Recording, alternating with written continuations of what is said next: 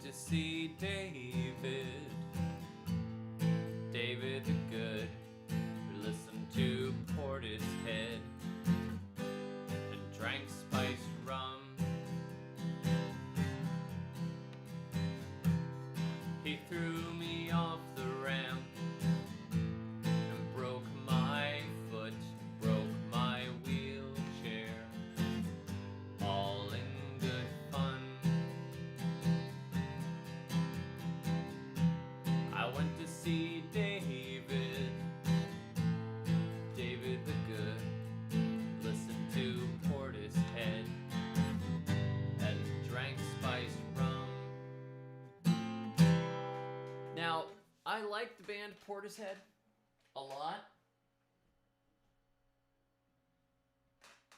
There are 3 bands I've never tired of. Out of all bands, out of all possible bands, there are 3 that I've never tired of. Portishead. They Might Be Giants. And Rick Astley.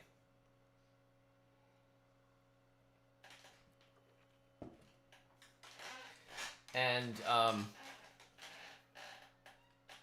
actually, no. That was a joke. Rick Astley actually is super talented. If you watch his YouTube channel, it's funny. His, the Never Gonna Give You Up got turned into a joke song where everybody was getting rickrolled with it, and people are still getting rickrolled with it. But for a time there, it was the joke to do, to send somebody to a link and then they go to that song, which is a great song.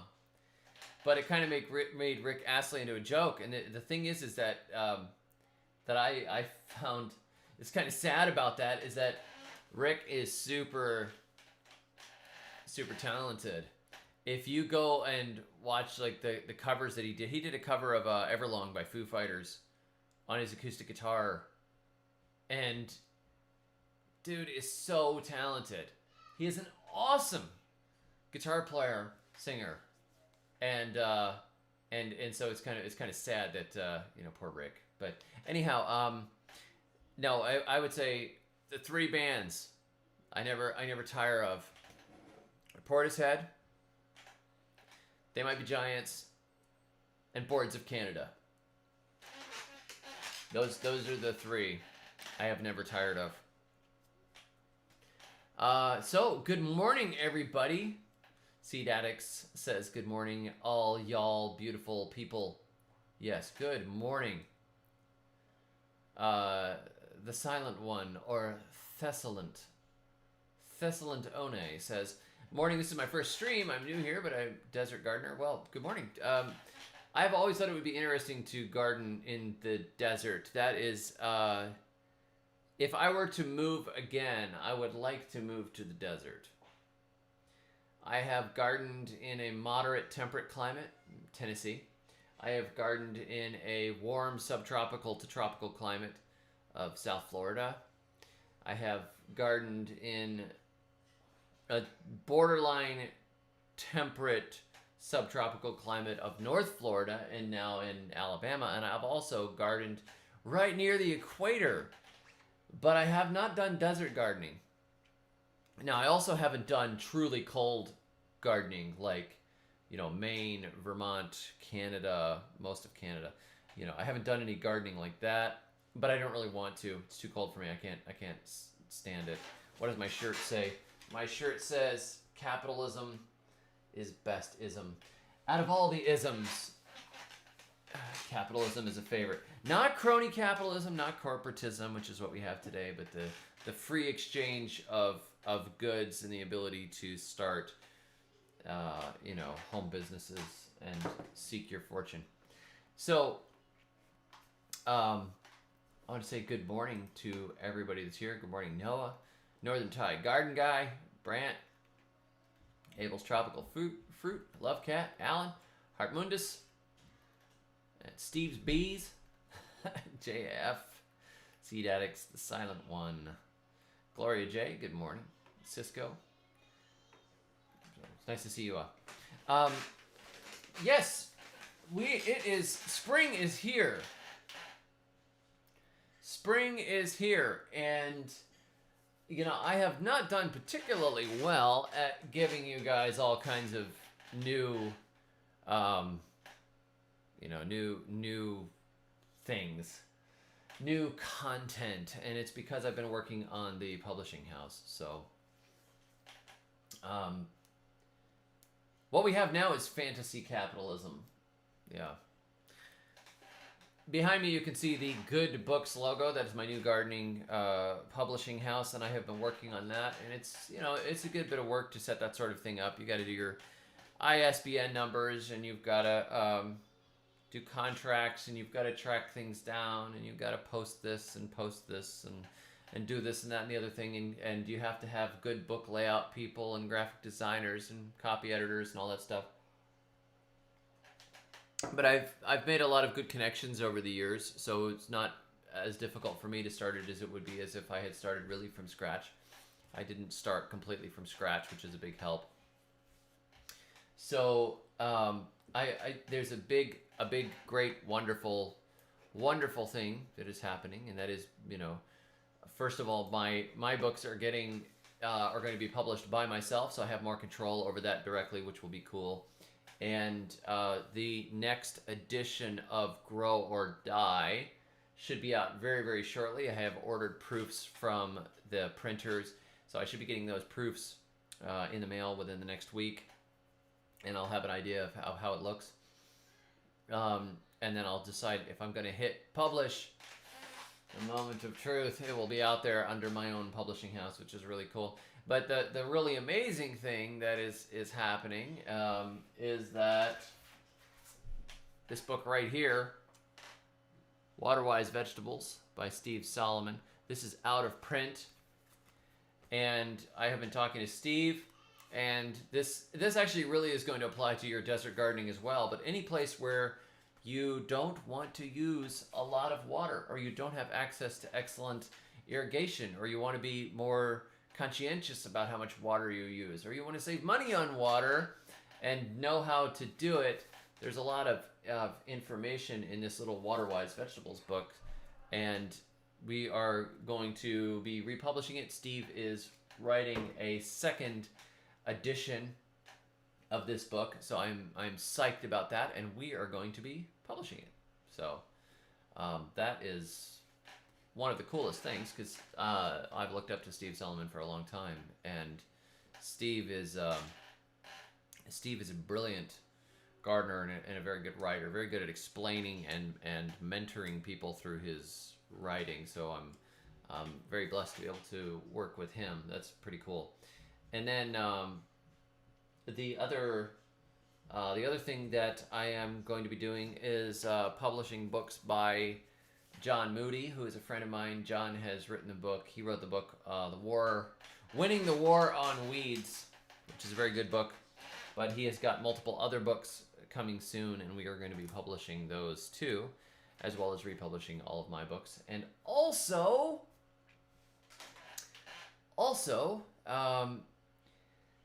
I have got my sister now working with me, my sister Yamfit Girl, and she is working with the illustrators for the Create Your Own Florida Food Forest book, because I simply cannot track everything that I need to do to get that book going, plus do videos, plus work on other stuff. So she is handling that for me now. And so if you are one of the illustrators for that book, or you're submitting illustrations for that book, she may get in contact with you and get that together. The illustrations are over half done at this point, and it's going to be much better having her on there to keep track, you know. Let me think, what else is there before we talk more about spring gardening? Do I have anything else I have to tell you guys? Well, other than I had a good trip down to South Florida. The South Florida Food Forest Project is looking very good. I am happy with the way the trees are going in there. Now, obviously, if it was really pushed, if my mom, you know, wasn't working, and if she was more of just a crazy full-time gardener type, that system could be way more productive. Like the entire ground cover layer could be filled in. There could be more vines in there. There could be more shrubs in there.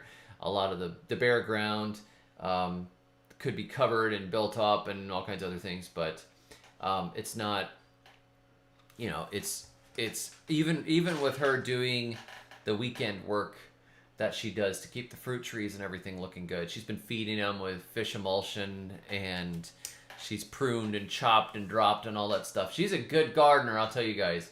For the amount of time that she has, she loves people more than she loves plants, which I suppose is forgivable. It may even be endearing in some sense. But, well, she's doing a great job considering that. Considering that massive character flaw, she's doing an incredible job.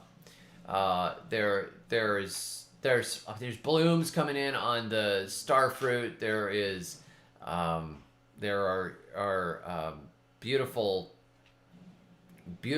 tamarind all over the tamarind tree, which is great. So it's all well and good. It's a giant skeleton hand. No, it's a spading fork.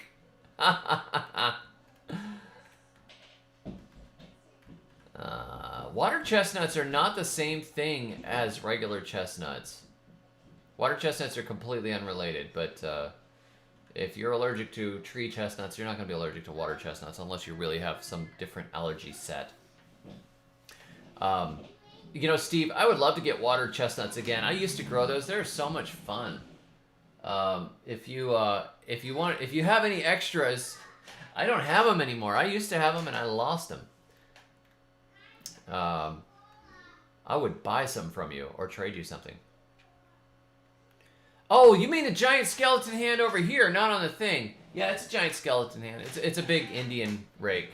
It's a leaf rake made from bent sticks. It is awesome to bring my sister in. I am psyched about that. And hello, Lynette. Good morning. It's a hay fork, that's right. Or a trolling motor. How did my current publisher take the news? My current publisher was fine. We're friends, and we left on good terms. And you know, we understood. He understood. I mean, I sell very well, but he's got other projects that are doing even better, you know, and much better than even my books. So not having to deal with the accounting and figuring out all the royalties and stuff, he's fine with that. He's a good guy. Steve B says, does starfruit grow true from seed? It grows well from seed. If you plant seed from a good starfruit, generally you will get good starfruit. Not always. Sometimes you get a more sour variety, but they were often propagated from seed. The best varieties are grafted, usually. But what type of collards did I grow in Florida? You know, I don't remember what variety they were. Every collard that I planted, I would just get collard seeds, and I didn't keep track of varieties, but just regular collards did well. Tree collards did not do very well for me. Am I growing tobacco this year? Yes, I have a flat of tobacco. I don't smoke anymore, but I have tobacco. I'm going to grow it anyways. I might have to start again if it comes in really nice. Where did I get my collards? I think I just bought them off the seed rack, like at Home Depot.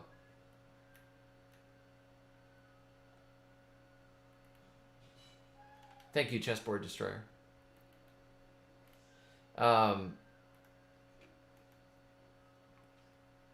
Jeremy says, can a melon pit be placed directly in the lawn? Whether plants do well with the direct berry method? I had good luck doing that with corn. With melons, with squash, sunflowers. A lot of things do pretty well with it. Now, I tried it with mulberries, and the mulberry tree that I planted over a melon pit did not do as well as the mulberry tree I planted directly in the native soil. So it's kind of interesting. I don't know why that would be. Molly says, I removed seeds from a pink lady apple today. 2 of the seeds had already sprouted. Do I need to stratify? No, just plant it right away. They'll do fine. Where can you get the tobacco to control the addicts? Victory Seed Company. Victory Seed Company sells a variety of tobacco seeds. Quite a few, like 20 or 30 varieties.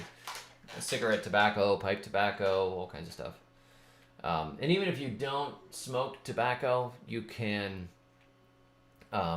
take it and use it to make a really good nicotine insecticide. So, Northern Tide Garden Guy says planting lots of fruit trees right now, but I'm really being lazy because of a lot of digging. Yeah, somebody said I needed to get that root destroyer shovel. Was it the root destroyer from... It's those shovels with the funny circular handles? So I bought one of those from Big Lots. I ordered one from Big Lots yesterday, along with a root assassin shovel. So I got 2 different types of root shovels that I'm going to test. I have lots of kids that can run shovel for me, so we'll have both of them to try, you know.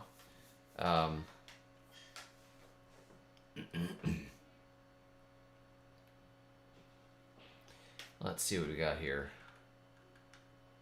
I could just answer questions, you know. Basically, all I was going to talk about was what's going on in the gardens. The gardens look incredible right now. I'm going to film a video this afternoon. It's nice and cool today for some reason. It's probably like 60 degrees when I got up. And it's really pleasant. So I've got a couple of the kids are mixing up a bunch of Steve Solomon's fertilizer mix for me right now. I've made a few tweaks to it.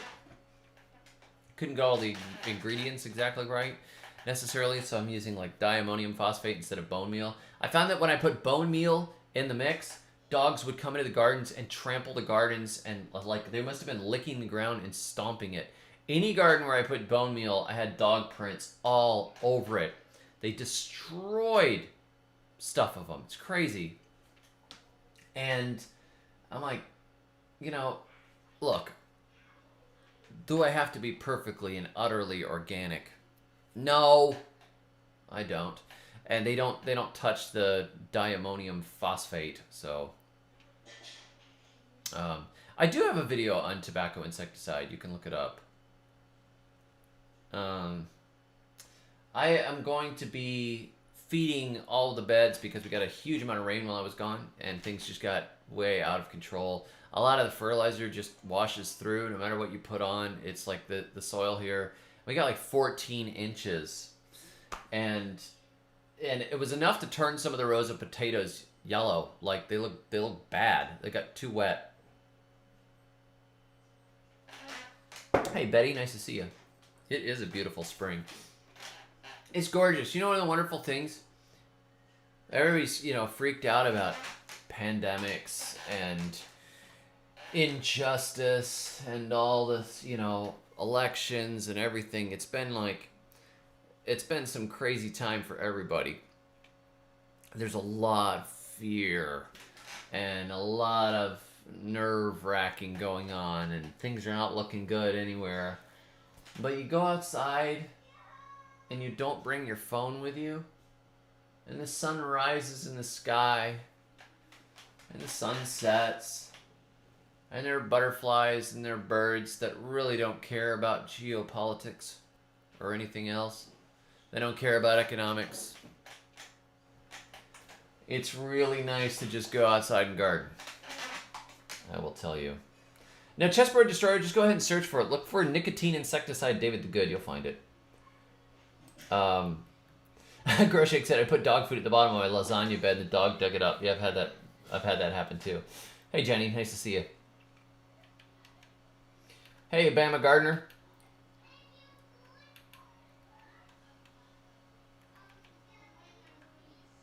Danny at Deep South. Oh, yeah. My garden is the best it's ever been, Bama Gardener says, and packed with new stuff. Great.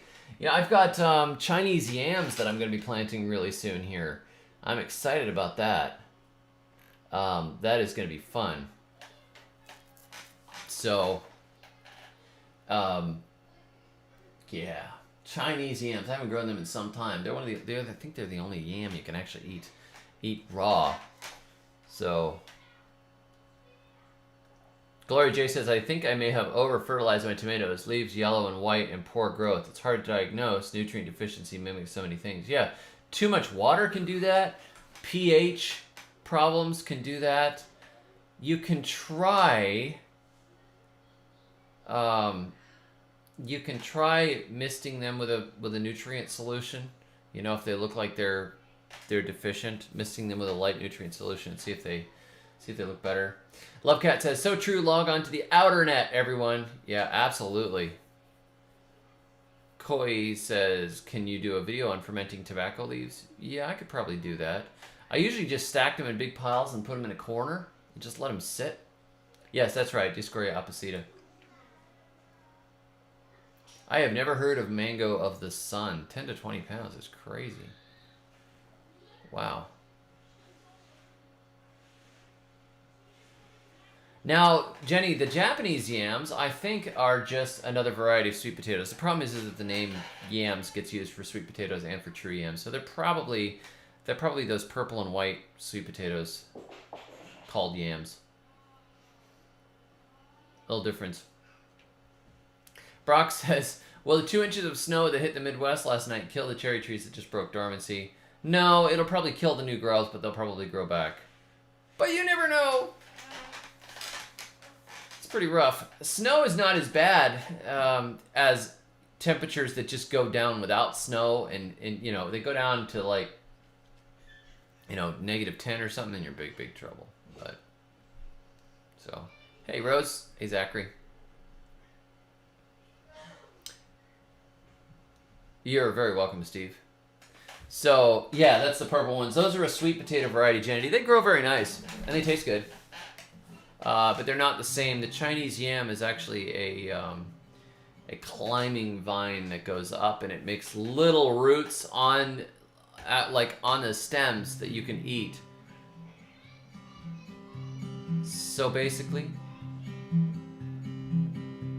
it's spring.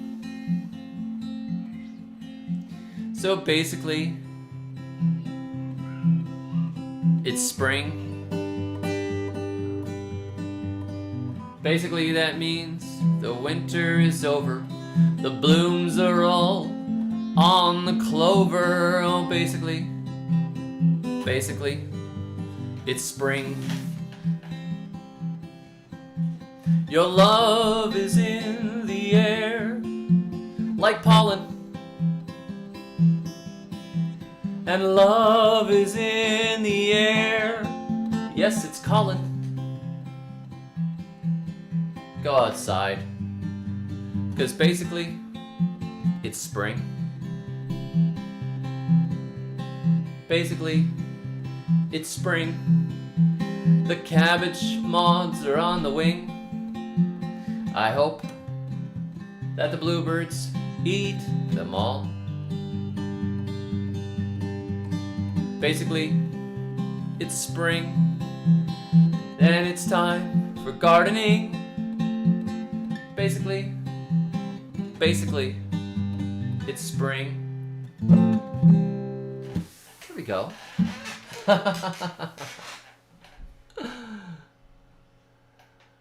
Yes. Do I have the Compost Your Enemy song on Gumroad? I don't think so. I'm not sure.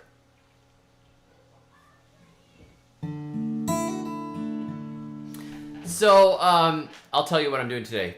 Today I'm going to put fertilizer on almost all of the beds. I'm going to cut cover crop and I'm going to lay it down. One of our problems here is the great lack of organic matter.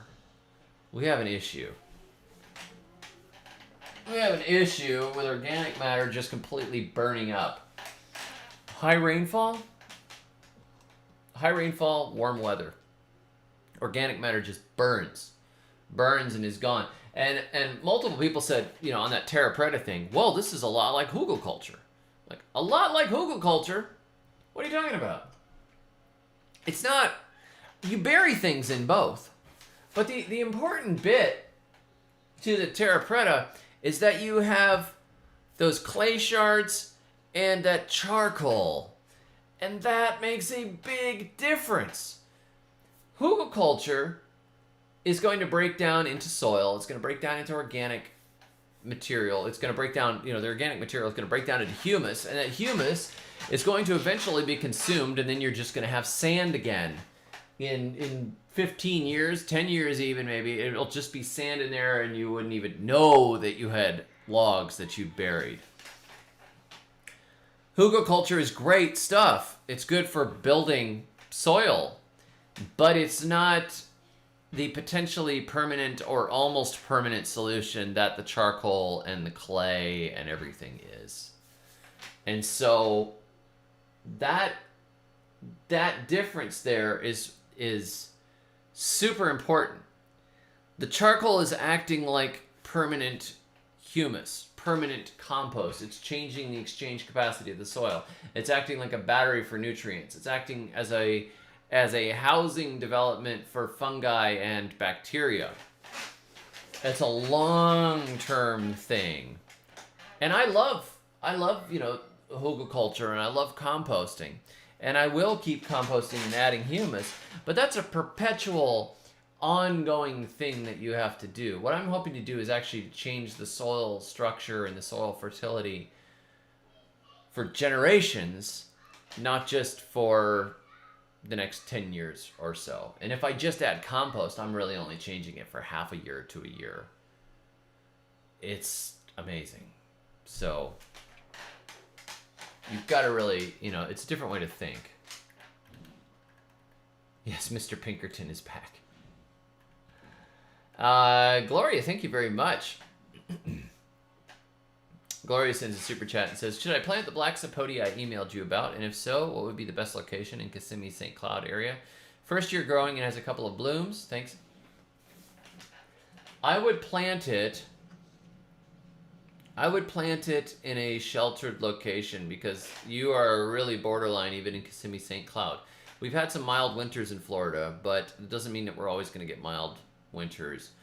I don't trust the current USDA zone map because there's a lot of swinging back and forth that takes place in climate, and I don't think the warming trend is necessarily going to continue. I mean, people can't predict the weather past tomorrow very well. I don't trust the safety of it enough to go and plant nice, expensive tropical trees and believe that it's going to keep getting warmer and that they're going to be fine. So black sapote does not like temperatures below freezing. And as it gets bigger, it'll stand a little bit more. But I would put it in a sheltered location. I would even consider putting it, up against the wall of a house where you could grow it sideways. They don't grow particularly fast. They have the potential to get quite big, but they don't grow that fast. I think they would be a good candidate for pruning and sending sideways and keeping underneath the eaves level of a house. But I would go ahead and plant it. I don't know why it's getting that little brown, black burn marks on it, but yeah, I mean, it looks like wind damage or sun damage or something like that, but I don't think it's going to kill it. I think it'll outgrow it. And also, you're past the winter now. The best growth season for those tropical trees is really usually June, July, August in Florida. So I would put it in a south wall if you have one. Give it a little bit of protection and know that you're probably going to have to cover it unless it's really in a protected area. Thank you very much for the super chat. I appreciate the tip.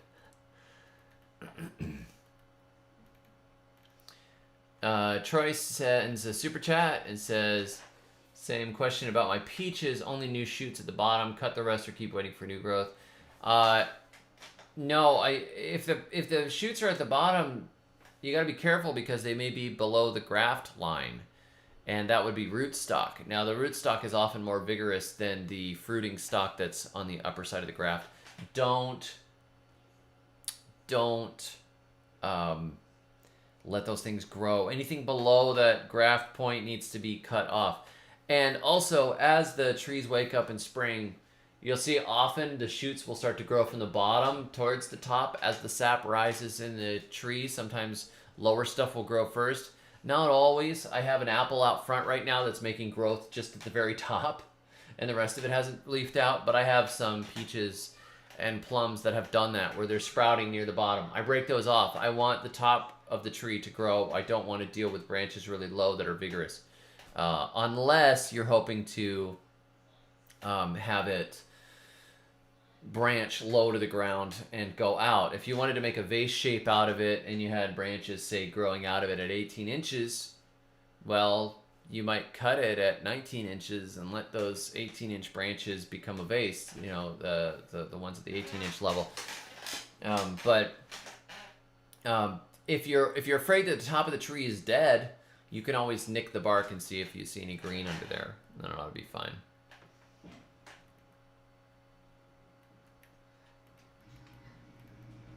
Etymology Matters says, haha, Garbage Man was checking out my garden. I thought to myself, like what you see?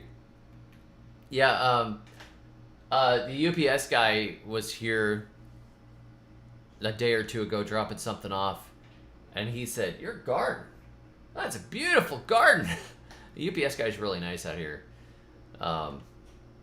You know, I've never met a UPS guy that wasn't a nice guy, actually. I don't know anything about neem oil, per se, except that I've just bought neem and used it.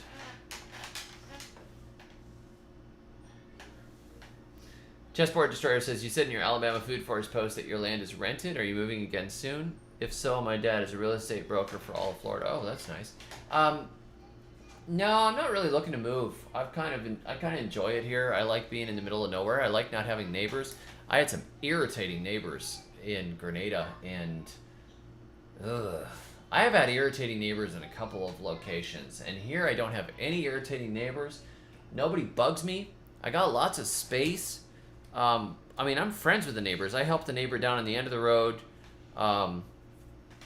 plant an orchard in his backyard, and one of the other neighbors, when a bunch of puppies were dropped on the road, he rescued one of the puppies and raised it. Let my kids play with the puppy, you know, it's cool. I didn't want to raise puppies myself, but I don't mind my kids visiting and playing with other people's dogs.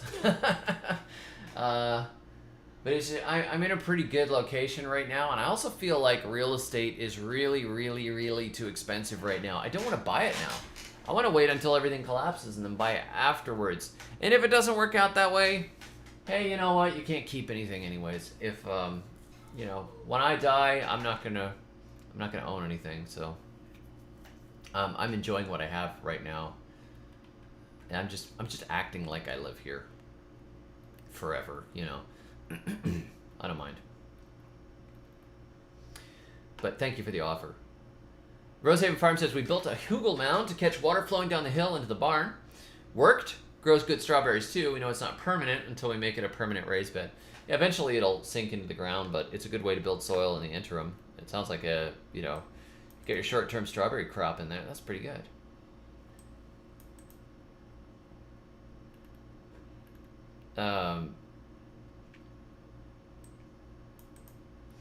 Rosa says, I have a mock plum that sends out suckers, so I thought, could I root them and use them as a rootstock to graft my pear starts from seed on them? No, probably not. Pear doesn't graft onto plum that I have ever heard in my life. It's too far. I mean, they're both in the Rosaceae family.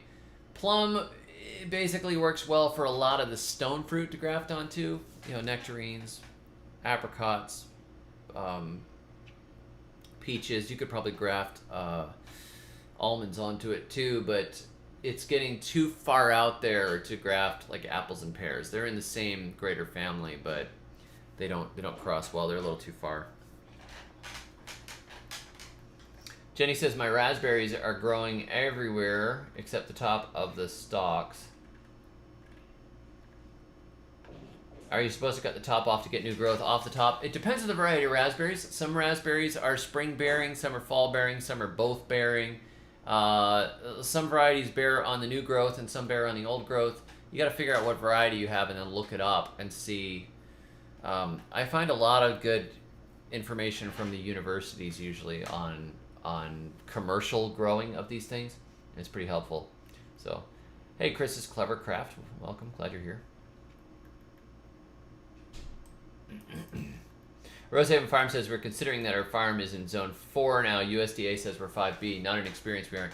Yeah, the cold events will really destroy a lot of stuff, whereas if it gets a little warmer, usually things do fine. So I tend to bet that it's going to get colder because it's safer that way. Beat Lab says, I have an eastern lubber infestation in South Florida. That always happens. At this time of year, they start popping up, and it's like a plague. Just smash them as you see them. Usually you can catch the little babies when they're in a little group after they've hatched out of the ground and crush them all before they become giant ones.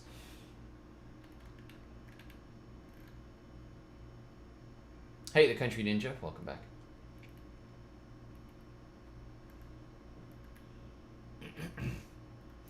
The Silent One says, I got plum pits that are said to be bred not to grow, and if it does not fruit, is that possible? I've never heard this before. Generally, if it makes seeds and it makes good fruit, if you plant the seeds, you will get fruit again.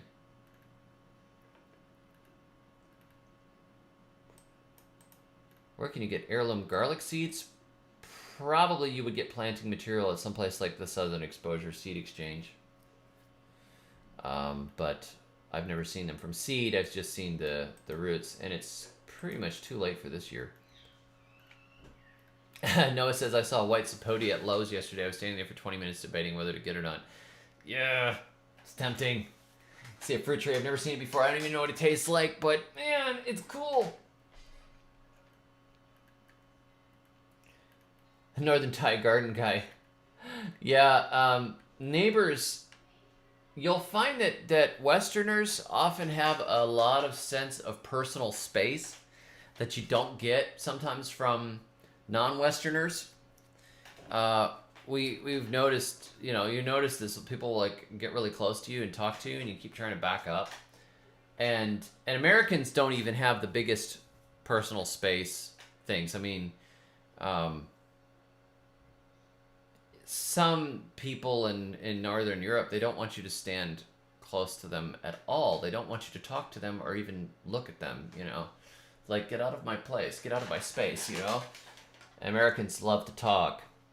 But, yeah, we had people just cutting through our yard and stuff, and people will just come and take your fruit. And it's like, Americans generally won't do that kind of thing,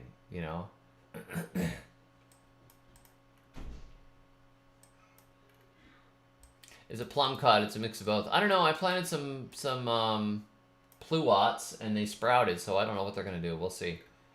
Don't know what you get. Kelby says, hi, David the Good. You inspired me to make my own compost. Thank you. Well, great. Good work. Make compost. Thank you.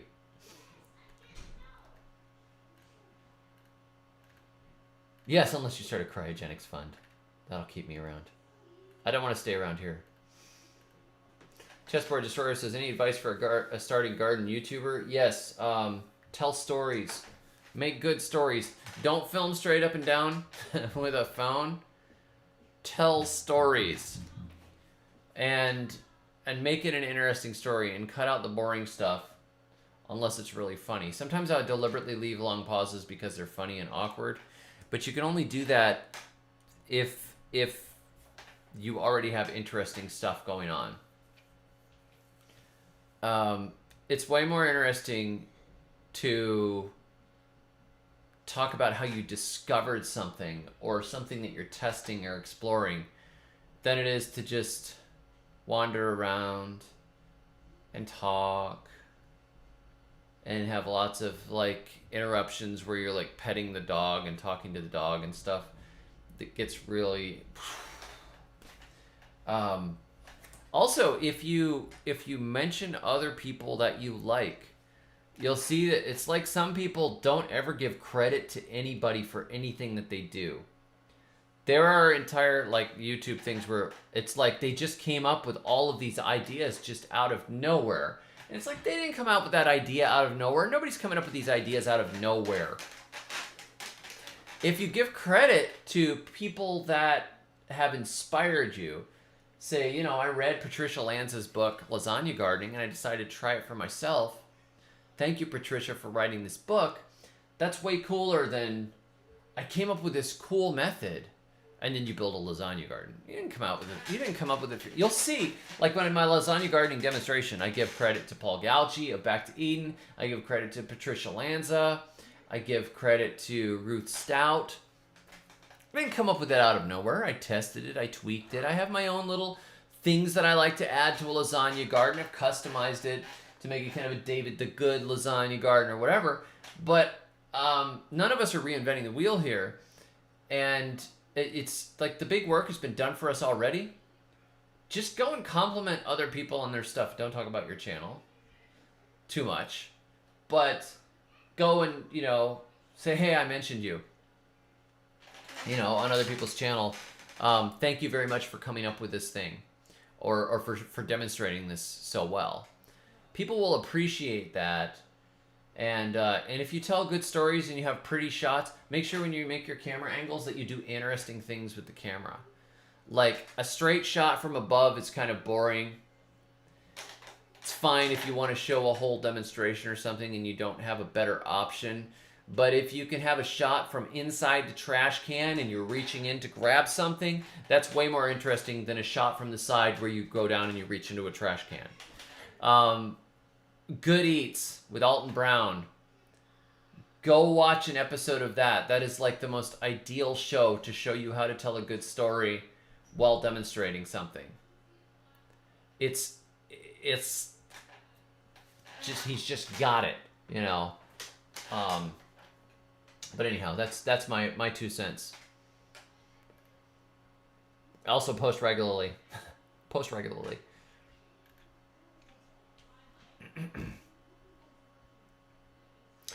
David says, I'm a huge fan of the pre-McCain brambles because you get around 80 to 90% of the fruiting, but it splits your harvest into a late summer and late fall, so you don't get overwhelmed. Yeah, that is nice. That is nice. I haven't grown a lot of cane fruit over the years because I've generally not been in climates that are amenable to it. So I'm really looking forward to the cane fruit. We've got a lot fruiting already, and there's a lot of wild cane fruit here. I just got a really cool one. It is the creeping raspberry, which is used as a ground cover. It's a thornless creeping raspberry I got from Burnt Ridge Nursery. I got a few of those that I'm going to be planting. I'd like to see how they do. I like the idea of a cool ground cover, you know, and just an edible berry at the same time. That's pretty neat. But the blackberries have fruit all over them. The raspberries are starting to bloom. Strawberries haven't done very much. They're just making lots of runners right now, which is fine because I want them to spread. But they're not that impressive. I have to figure out where I can get like a ton of wood chips. It's hard. I am too far out. Chip Drop doesn't want to bring me anything here. And I don't have a trailer to, you know, go and get it myself. But I would have to do like 30 trailer loads probably for the garden or something insane. So I'm going to be growing more cover crops and cutting them and dropping them. I want to grow a bunch of that Sudan sorghum grass. I should go and plant that today. That would be fun. I like the idea of 12-foot tall grass that I can cut and use for mulch.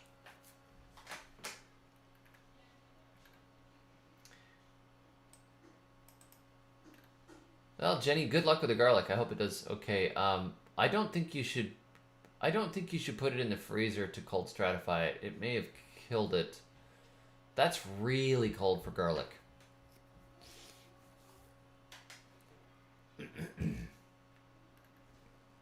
Oh, good luck, Rosehaven. I like that. Plant a bunch of stuff and see what actually is going to live in the climate, you know? Crimson Permaculture says, it's funny, you're about 2 weeks ahead of my planning calendar, and Scott is a month ahead, so you two help steer the direction of my content. Yeah, that's cool. Gloria says, I rescued 8 Cocoa Plum. Oh, those are so good. I love those things. From the Death Row rack at Lowe's last of all for 98 cents each. A couple are flowering. I'm excited. I'm very tempted to get a big greenhouse. A big greenhouse. And plant a tropical food forest just inside it. I want like 2,000 square feet of the tropics in my backyard so I can grow all those cocoa plums and stuff again, you know. Molly Joy says local civic/rec center had several boxes of unclaimed and broken bisqueware. They were happy to donate for our own Terra Preta project. Awesome. If you film it, I would happily share that with you. Share that with the audience too if you end up filming it or writing about it. Gabriel says, I often think about pushing the zone, and I just learned that a lady grew bananas close to my house in Montreal, 350 miles north of New York City. That's awesome. Seed Addict said, I opened a store-bought grapefruit yesterday, and its seeds had sprouted. Anyone else experienced this? Yeah, later in the citrus season, often the seeds are sprouting in the fruit. They'll hang on the tree for quite a long time. Sometimes you'll pick them, and they have sprouts on them, and they grow well, so...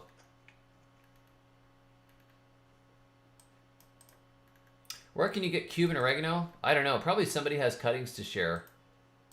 It's good to make friends with people in your area that are gardeners and just ask them. That's the best way, I find, is to make friends with local gardeners and share stuff and give stuff away to people. I don't have very much of the tropical stuff anymore. I have bits and pieces, but not like I used to. I used to have everything in my nursery when I used to rule the world. Let's see. The arborists would rather go to the dump than give me their chips, Crimson Permaculture says. Oh, rough. I like wood chippers. I have been told my landlord apparently owns a wood chipper that hooks onto the tractor, like a big commercial type one. But he says he has to dig through a bunch of stuff to get to it, so he hasn't brought it over. I would love to do that. But yeah, I'll tell you what, it takes a lot of chipping and a lot of branches to make a big pile of mulch. It's a horrifying amount of chipping to make enough for a garden. My current zone is zone 8. Somewhere in zone 8. It was like 8A this year.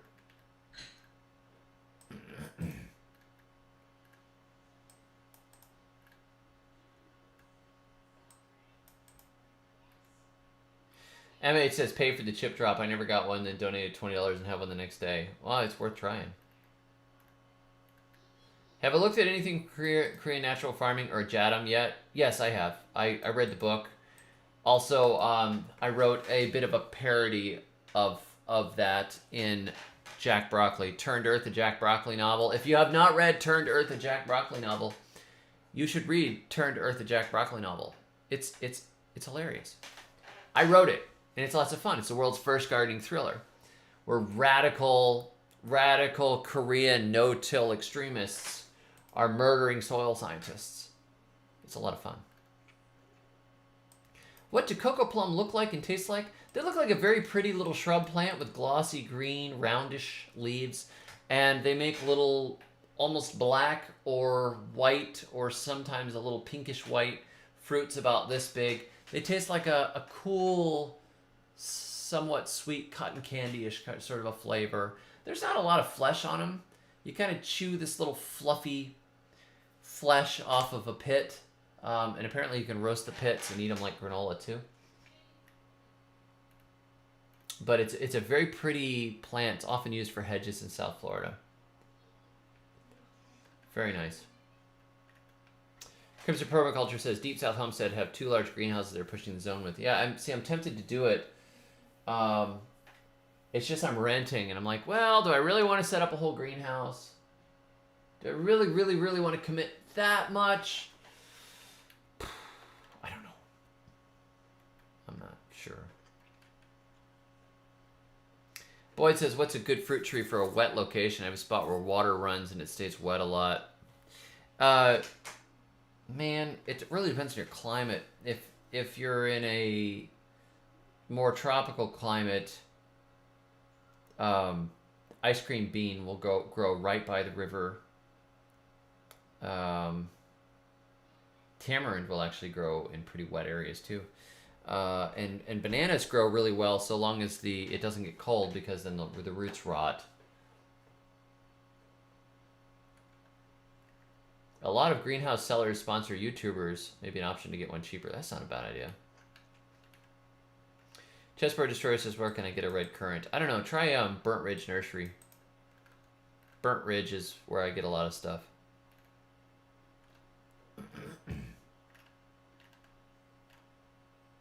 Edible Acres sells currants, Alan says.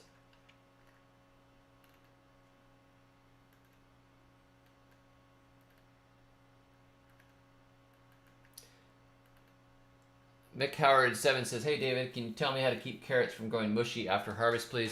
Yes, the water goes out of them. If you just put them in a plastic bag and stick them in your fridge, the water doesn't go out of them. Just look at how they store them in the grocery store.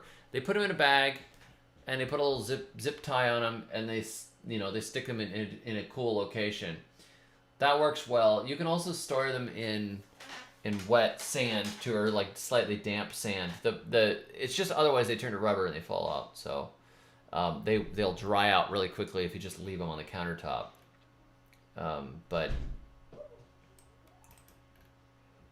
that's what I would do. Boyd says I have a few mulberry, pawpaw, and fig trees to put in this year. I have so many trees that I should be planting. I kind of over-ordered this spring and winter. I got way too many things. I've got enough trees to plant a 1/4 acre food forest probably. And I'm starting to think I kind of overbought. I don't know. I should plant them all. I'm sort of running out of space around the house.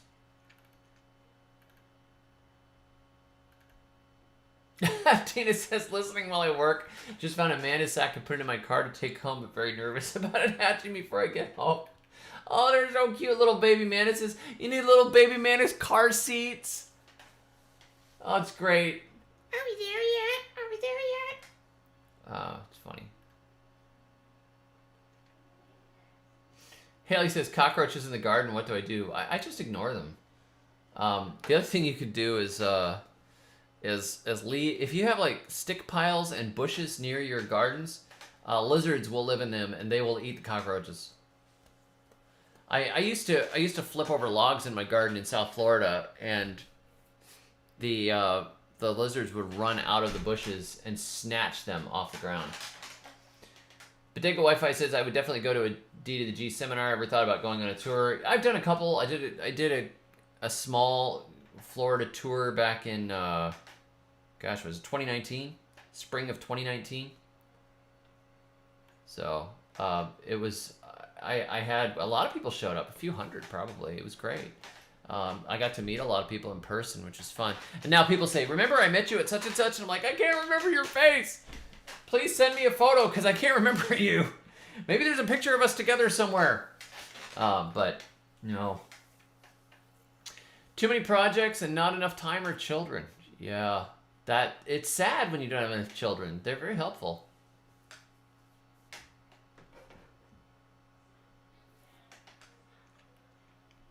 Northern Thai Garden Guy says, David, how's that one area doing where you planted a lot of stuff that you cover with cardboard? So far so good. Oh, Sam might have something. Sam has a lot of good plants. Scrubland Farms. Look up Scrubland Farms on Facebook. He sells at a couple of markets around the Ocala to Gainesville area, and they're very good. He's got some great stuff. He has the Rachel Mulberry variety that I named. The Rachel Mulberry has the best tasting fruit of any of the ones that we've tried. Very good. And it's a very, very pretty tree. I don't think I've tried Catalogonum junkium. I'm not sure what that is. Have I ever eaten pumpkin leaves? No. Well, have a good day, Boyd. Chessboard Destroyer says we have 8 all homeschooled. Good work. We have 9 right now. And homeschool's the way to go. Plant Family says, what's your ideal trellis system for blackberries, 150-foot rows? I would do the V trellises, where you've got the posts and there's like a V system where the strings run on either side of them so they can kind of sprawl over. That's the way I would do it. Seems to be the easiest. I kind of would just go with if you're going to plant that many, go with what the commercial people do. The initial setup is going to take you a weekend, but you don't have to do it again. You know, it's better than fiddling around with the individual ones and try to figure out how to make them stand, you know.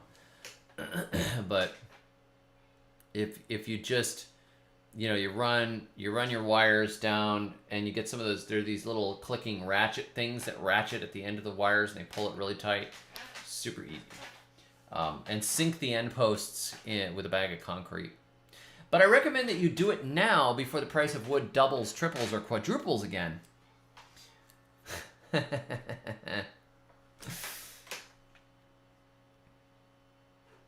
Have I ever eaten? I don't think I've eaten any Garcinias. Let me see. Garcinia. I have to be careful too because I'm allergic to a ton of different fruits. No, I'm looking at it. It's beautiful fruit. I have not eaten this before.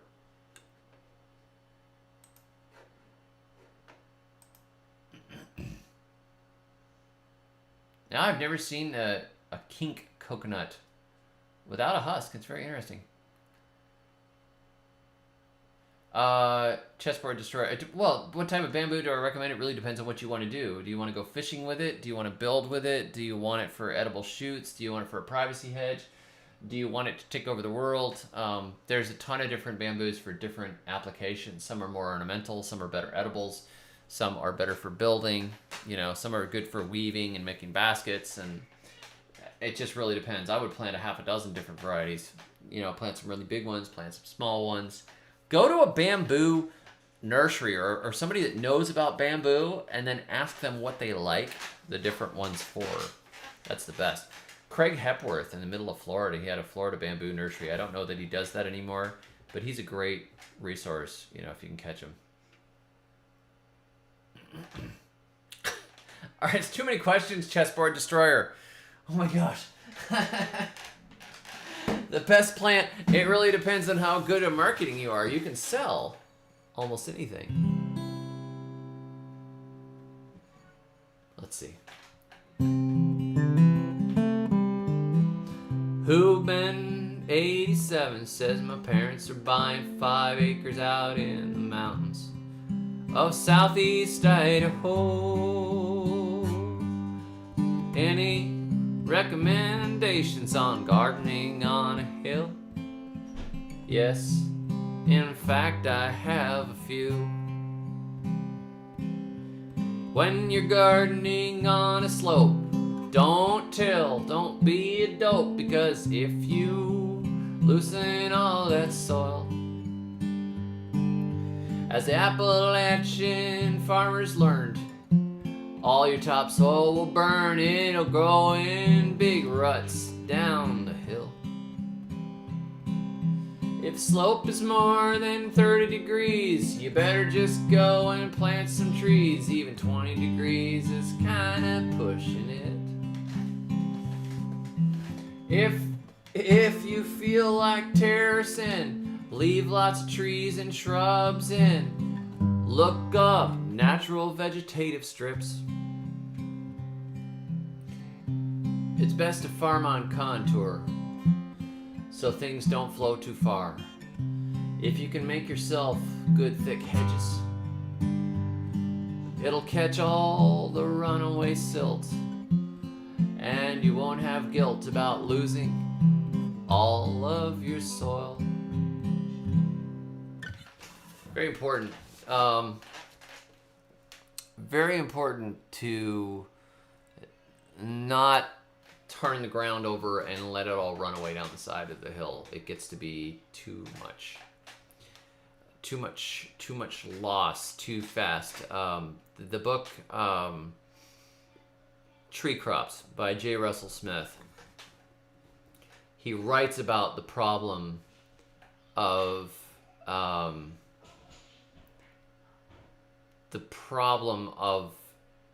runaway soil and the destruction of topsoils across the United States by annual farming and tilling. Annual farming and tilling, you know. It's a problem. If you tear the ground up and there's not roots to hold it together, stuff just runs away. You could have a fertile mountain. You can have a fertile hill. But man, it disappears fast. You've got to be careful. You've got to make sure that you've got good drains in place that will catch things. If you can put drains on contour so they catch and hold the water and make it soak in longer, water will run really fast down the side and it'll take your soil with it. A lot of the farmers in Grenada would do these dumb things where the only piece of land they had was a piece of family land. So they would clear land with a slope like this and plant on it. And then there would be a big rain and the river at the bottom or the creek would fill up with mud and wash down onto the ocean. And they just lost all that fertility in that area. And then they'd have to turn around and throw chemical fertilizer on it to keep it going. If you work with vegetative strips, hedgerow type systems, where you've got a hillside. This is really fun. I really wanted to do this and I never got to do it. But you got a hillside like this. You put a row of shrubs or small trees, hedgerow, that's thick enough, right? Like right here. And then you put another one like right here. And you could grow annual crops in this area in between. But what happens if the water runs on it, it starts to catch down here and it will actually hold into that thick hedgerow area. So it starts to actually make a natural terrace system over time, because that hedge keeps growing up slightly higher over the system, and every time the dirt starts to come down, it catches and stops. So it's the silt accumulates and holds. You know, it's important. So you just have to think, okay, how can I keep runoff from happening? How can I keep the ground covered and hold on to the resources that I have? You want to slow down the flow of water over it. So if you have good drains that hold the water, they don't drain fast. They catch it and hold it so it soaks in slowly into the ground beneath rather than just running really fast down. That's good if you can keep things going. And if you have the more your slope, the more you should move towards doing tree crops. If you have trees on a hillside, the hillside could be like this and you could have fruit trees running on it. That's fine. But if you try to grow corn on a slope like this and you get a big rain, whoop, it's just like you get mudslides.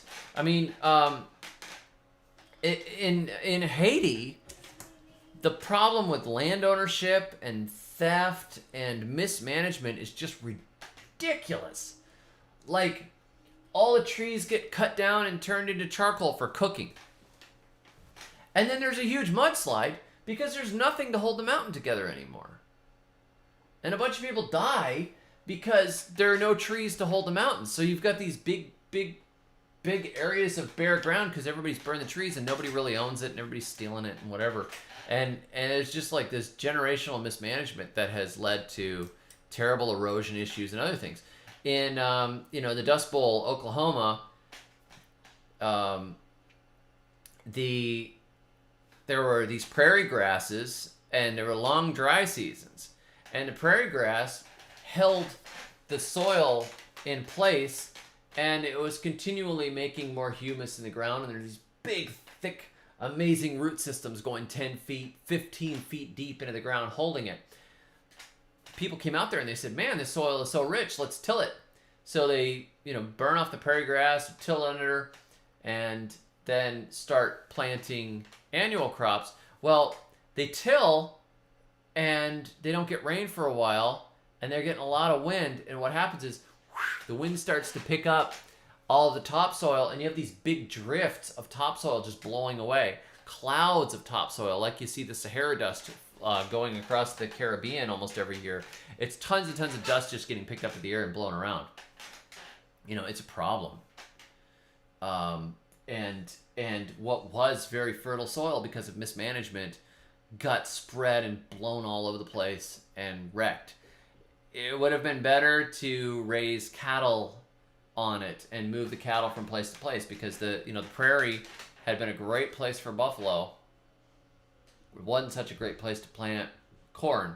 And if you are going to plant something like corn, you probably want to look at rotating it with cover crops and doing more of a no-till corn system where at least the crop debris from the previous crop is still laying on top of the ground, protecting the ground and holding it like this, so the rain and the wind and the sun and everything aren't beating down on it and taking, losing all of what you can lose.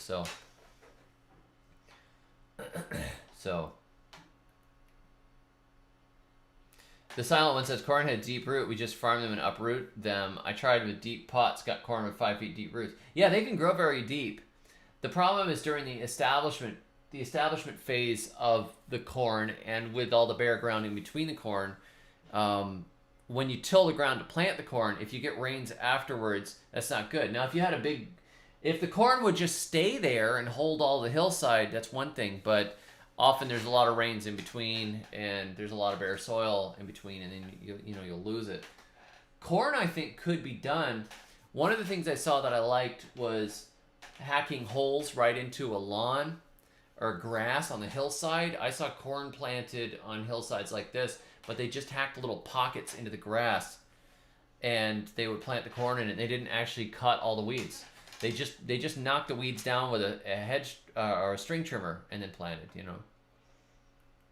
So, Lovecat says Morag Gamble suggests canna as a good chop and drop with bonus edible tubers. Yes, definitely. I have done the same. I've done the same thing. I have canna out in the garden right now. I agree. It's very good. So, what do you do about mice in the garden? We live within 15 feet of the neighbors and want to discourage or get rid of the mice. Yeah, cats will get rid of the mice. The problem is that you get toxoplasmosis from the cats, and you get the cats leaving their droppings in the garden, which I don't like. I don't want to turn crazy. I'm a little nervous about toxoplasmosis. I don't want to have a cat. But you'd have to look at traps. Look up Sean Woods with all of his mouse traps. He's got a heck of a system. All kinds of cool stuff.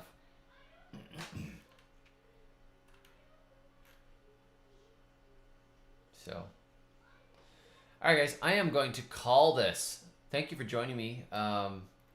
Falconry, I like that.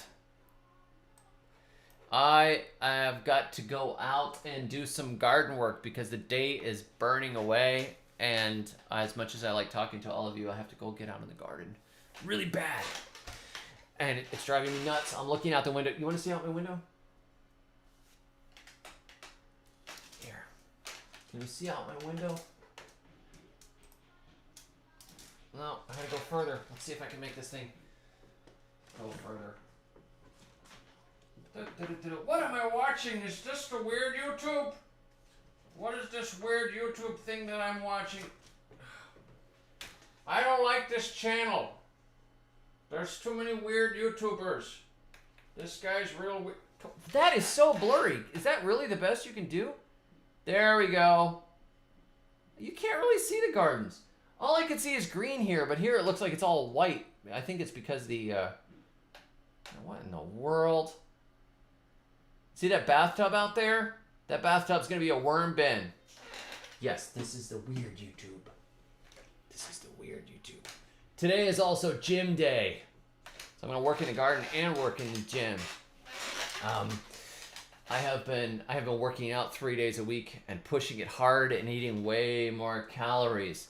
My low weight, I was 153 pounds before we left the island, and I am 177 now, and I have been trying to put on muscle by eating way more calories and protein and hitting the gym regularly. So I'm just decided I want to do this. I really want to. I want to be fit.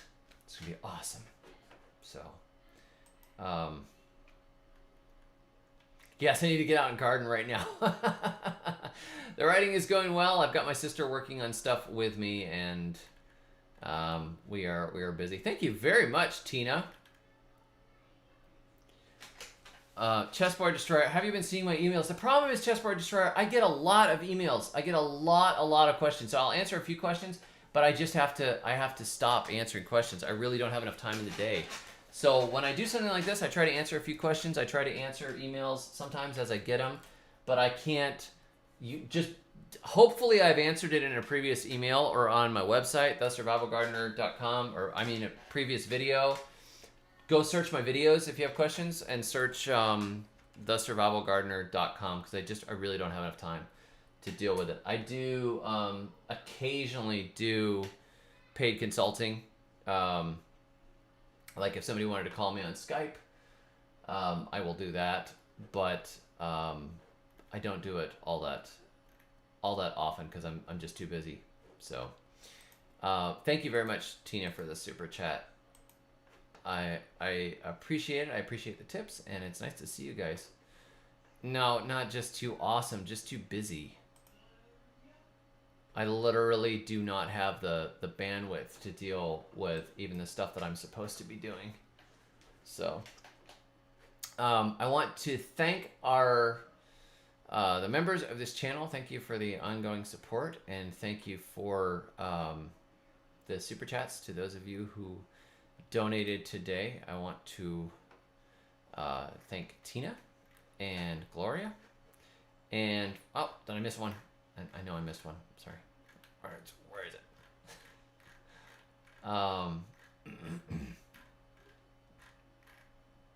Troy.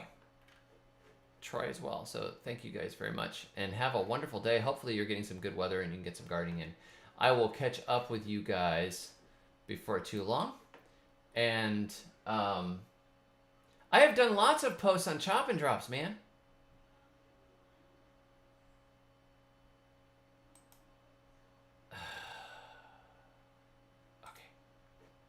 Too much. All right, I will catch you all next time. And until then, may your thumbs always be green.